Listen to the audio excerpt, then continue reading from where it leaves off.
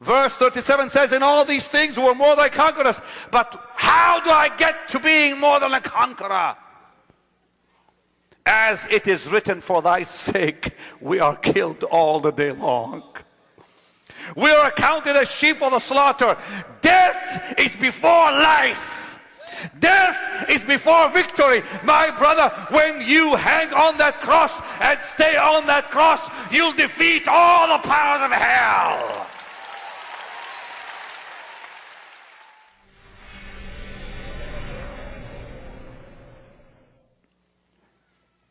You understand, there is no way to experience victory without death. Satan offered Jesus a crossless life more than once. In Matthew 16, when Jesus said, whom do men say I am? Lord, Peter spoke, you're the Christ, the Son of God. The man was anointed. Peter was anointed to actually know by revelation, this is the Messiah. And Jesus said, flesh and blood had not revealed this to you, but my Father.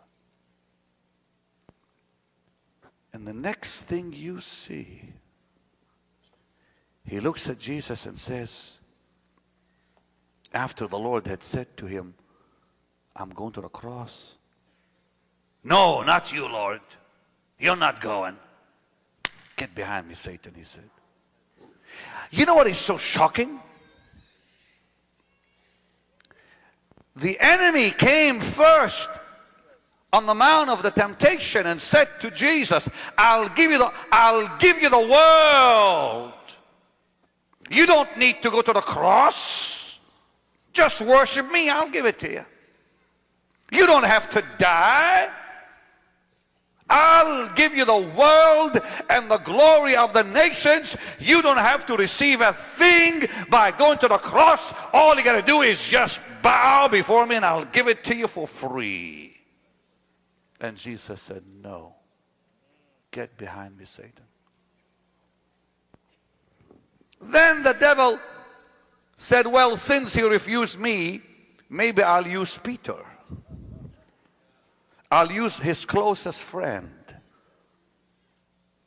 So Peter says, Lord, no, not you. You're not going to the cross. Get behind me, Satan. He says that again. And while Jesus was on that cross, they said, if you're the Son of God, come off that cross. That's the third time the devil offers him a crossless life. Listen to me, my brother. Listen to me, my sister.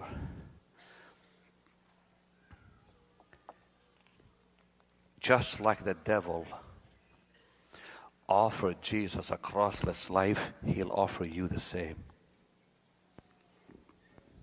He'll tell you, I'll give it to you. You don't have to die.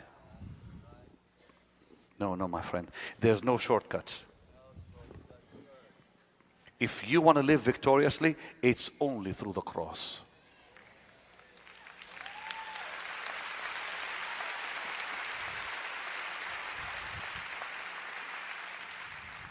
And the Bible tells us in Romans 6:6, we are to share in his death.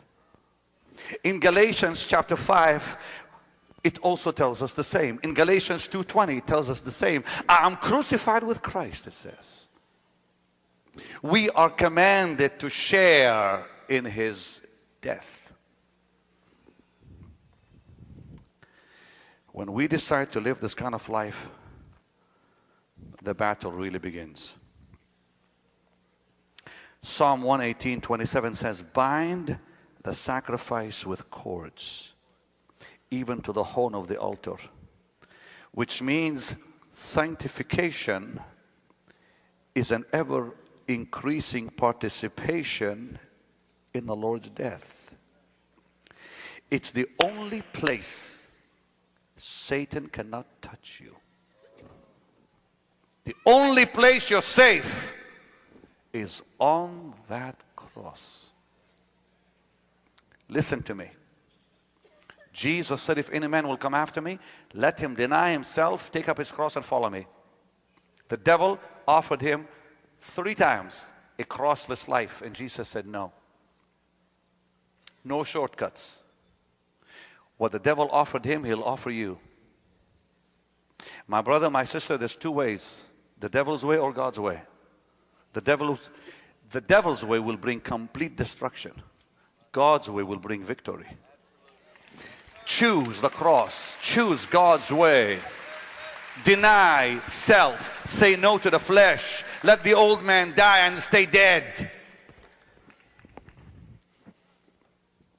We must participate in his death. Romans 6:6, Galatians 2:20, and other scriptures.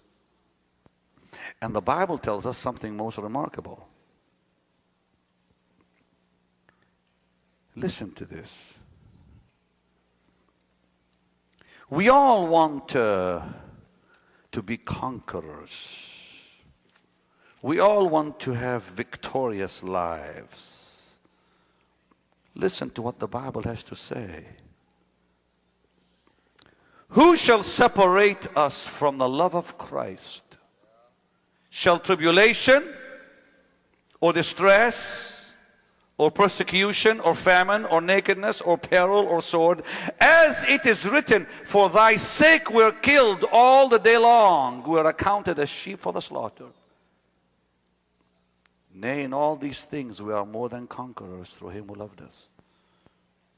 I'm persuaded that neither death nor life nor angels nor principalities nor powers nor things present nor things to come nor height or depth or any other creature shall be able to separate us from the love of God which is in Christ.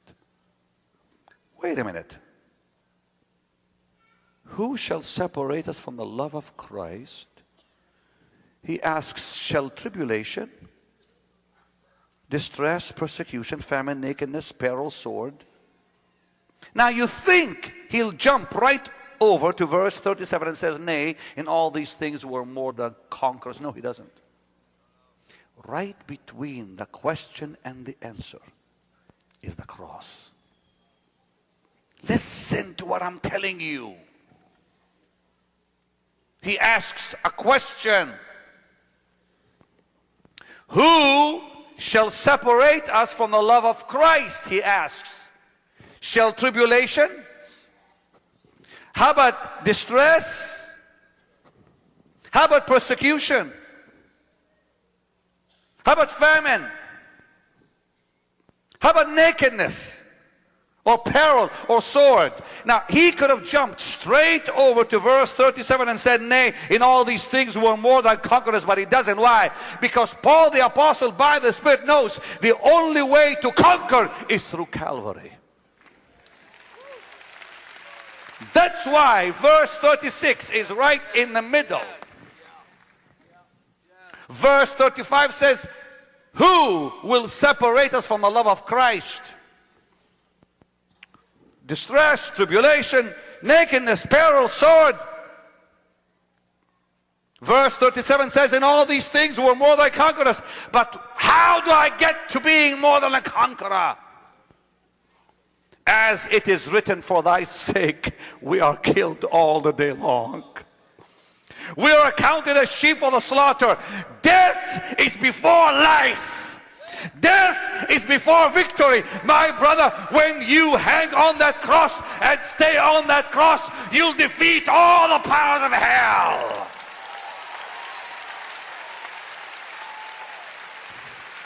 The devil cannot touch you when you're on that cross. You see, my brother, you see, my sister, that's why he said, if you're the Son of God, come off that cross. Why? Because he knew he'd destroy him. As long as Jesus was on that cross, he was safe. As long as you stay on your cross, you'll be safe. But never forget. Oh, yes, give the Lord a mighty hand. He deserves it. Come on, Cheryl, come on.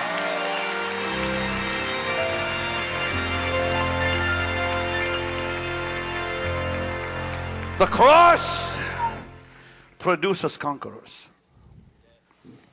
How many here want to be conquerors over sin? Come on. Lift your hands way up high, way up high. He said, sin shall not have dominion over you. But when did he say it? After he said what? You know, we all want sin to not have dominion over us. But before that happens, he said, let not sin reign in your mortal body. Don't obey it. Don't yield your members to sin. Verse 13 says, but yield yourselves unto God as those who are alive from the dead. And only then he promises sin shall not have dominion over you. But wait a minute, wait a minute. How can you say no to sin if you have no strength to say no to sin? There's only one answer. I'll show it to you. One answer. That's the answer. That's the answer. I said that's the answer.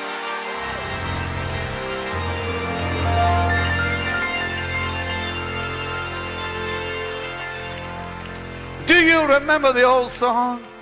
What a friend we have in Jesus. Come on. Oh, a sin and griefs to bear. Just softly, just softly, just softly now. Oh, a privilege to carry, just softly, everything to God. Lift that hand, come on. Oh, what peace we often forfeit. Oh, what needless pain we bear. Why? Oh, because we do not carry everything.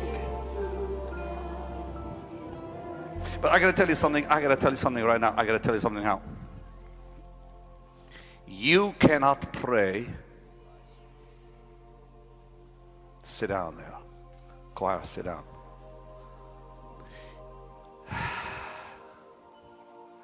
You cannot pray if the flesh is alive. You cannot pray if your flesh is not dead. Can I say it like this? Only the dead know how to pray.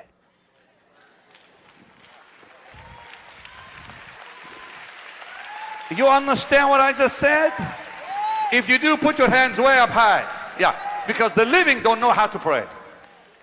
So what do you mean? I mean when the flesh is alive, the flesh does not know how to pray. The flesh only utters words. And when the flesh dies, the spirit comes alive. Then you really pray. So how do we kill the flesh? How does the flesh die? I'll tell you how. They that wait upon the Lord shall renew their strength. They shall mount up with wings as eagles. They shall run and not be weary. They shall walk and never faint. So what is it? It's waiting upon the Lord. Waiting kills the flesh. Do you know why? Oh Lord, where are you? Oh Lord. 5 hours. 5 hours last week. How would you like to pray for 5 hours? Weeping and tearing your heart apart. 5 hours, Ron. He didn't show up. But here's what happened. I didn't realize it because I preached it many times. The longer you stay, the closer you get to Him. You just don't know it. You just don't know it. Do you know when my soul absolutely felt liberty? 5 hours later. What if I didn't pray 5 hours? You know, the hardest thing to do is wait. I wasn't praying, I was waiting. And you know what I said to him? I said, you said, if we wait, our strength will return. I am not going till my strength comes back. That's what I said to him. I was willing to stay 10 hours, 20 hours. I thought, dear God, if prayer can bring Peter out of prison, it can bring me out of prison.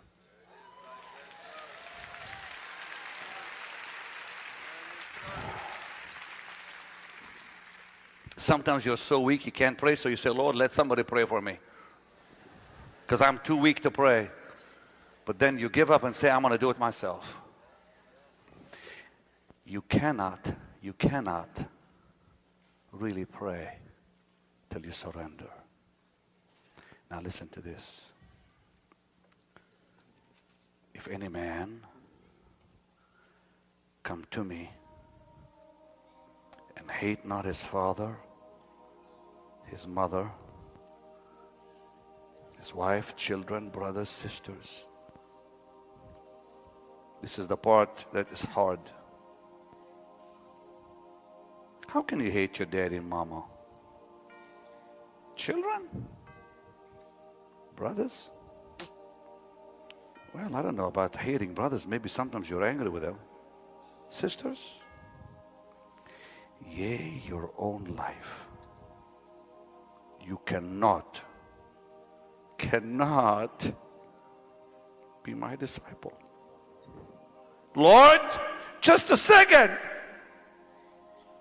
If any man come to me, and if that man doesn't hate his father, his mother, his wife, his children, his brothers, his sisters, and his own life, he cannot be my disciple. Impossible. Whosoever doth not bear his cross, come after me, cannot be my disciple. How many want to be real Christians? Come on, how many of you want to be real Christians? Put your hands up high. That's the price. What does he mean? What does he mean by hating our family? No. He's not telling you to go hate your parents. For the same God said, honor them. They cannot come before him. That's what it means. You cannot put your parents ahead of the Lord. You cannot put your wife and children ahead of the Lord. And you cannot put your needs ahead of his needs. He comes first.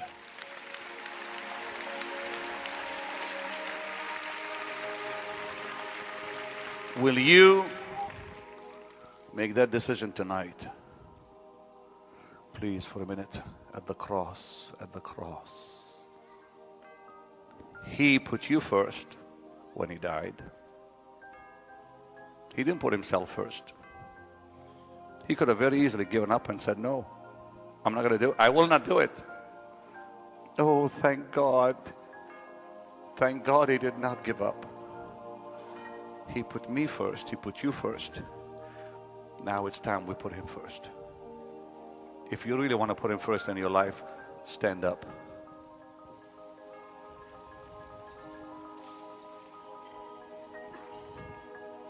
Bring the candles, please, the Let's get ready for communion. Come on, gentlemen.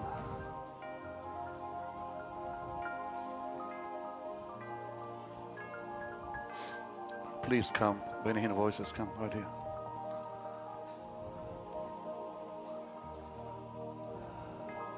Lift your hands and love Him and tell Him He's number one in your life. Tell Him that.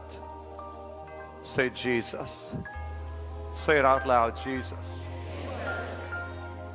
Be all in all in my life.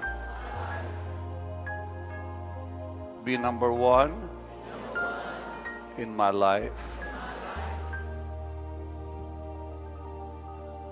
Dear Jesus, I want you to be all in all in my life.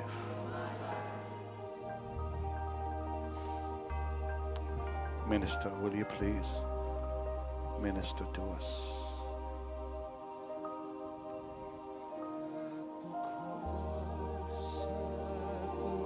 Sing it with them.